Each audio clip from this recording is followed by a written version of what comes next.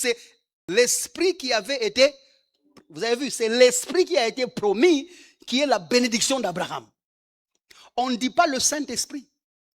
On dit l'esprit qui a été promis. Quelqu'un est avec moi jusque-là? Parce que vous qui avez les Bibles là-bas, je vois que certains dans vos Bibles, les E là, il y a majuscule, c'est ça, non? Et comme on nous avait appris à l'école de dimanche, que quand c'est E en majuscule, c'est Saint-Esprit, et que quand c'est minuscule, c'est l'autre. Enlevez ça, aide-moi à dire à ton voisin, grandis un peu. Mais nous allons prendre ça dans le contexte pour essayer de déterminer c'est quoi en réalité la bénédiction d'Abraham.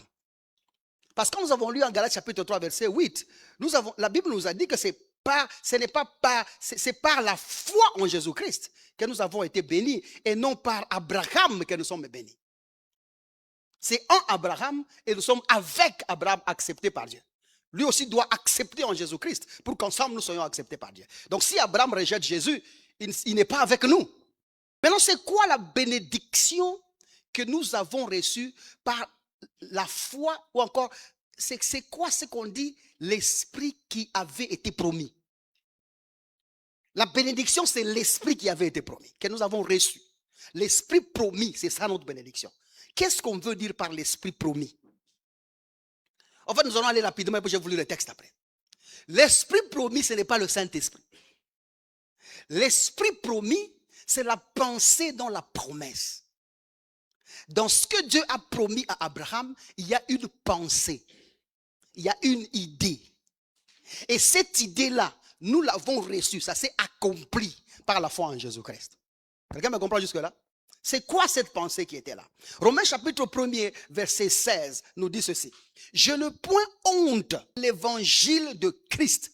Il parle bien de l'évangile de Christ.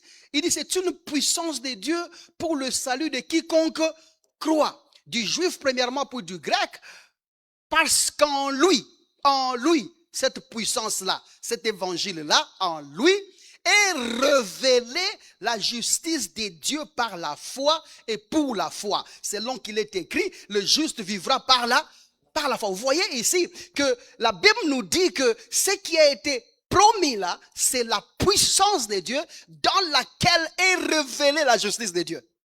Donc la bénédiction que nous avons reçue là, la bénédiction d'Abraham qui s'est accomplie, c'est ce que Dieu lui a promis. Qu'est-ce que Dieu lui avait promis? Qu'il nous justifierait par la foi en Jésus-Christ, par la puissance de Dieu. Et la puissance de Dieu, c'est l'évangile. C'est-à-dire que nous avons donc obtenu la justification par la foi, par l'évangile de Jésus-Christ. L'évangile de Dieu étant reçu, nous avons été justifiés par ça. Quelqu'un me comprend jusque-là? Justifiés par la parole ou par la foi en Jésus-Christ. Et cette foi en Jésus-Christ qui a été proclamée par ce que Dieu a fait pour nous, c'est ça la bénédiction d'Abraham. Et rien d'autre.